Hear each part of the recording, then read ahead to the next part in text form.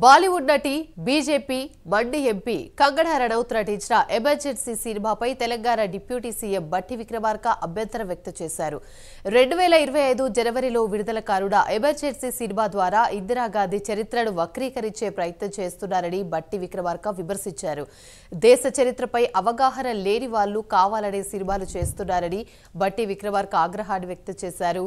దేశాన్ని విభజించి లబ్ధి పొందాలని చూస్తున్న వాళ్లు ఇందిరాగాంధీపై తప్పుడు ప్రచారం చేస్తున్నారని విక్రమార్క అన్నారు.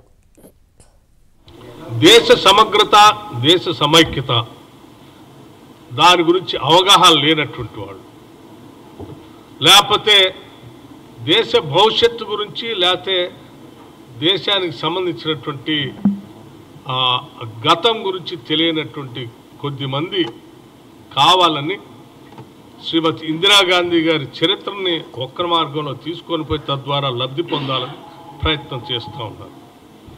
దేశాభిమానం ఉన్నటువంటి వాళ్ళు కానీ, దేశ సమగ్రత సమైక్యత మీద ఏమాత్రం అవగాహన ఉన్నా కానీ ముందుగా అందరూ ఆ సమగ్రత సమైక్యత కోసం తన ప్రాణాలని తృణప్రాయంగా అర్పించినటువంటి శ్రీమతి ఇందిరాగాంధీ గారికి చేతులెత్తి నమస్కరిస్తారు తప్ప ఆమెను తప్పుగా చిత్రించడానికి ఎవరొక్కడు కూడా ప్రయత్నం చేయరు.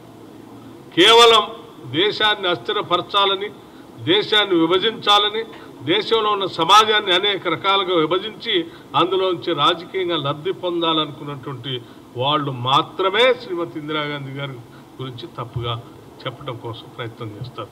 అటువంటి వాళ్ళు ఎప్పుడు కూడా ఈ దేశానికి ప్రమాదకరమే.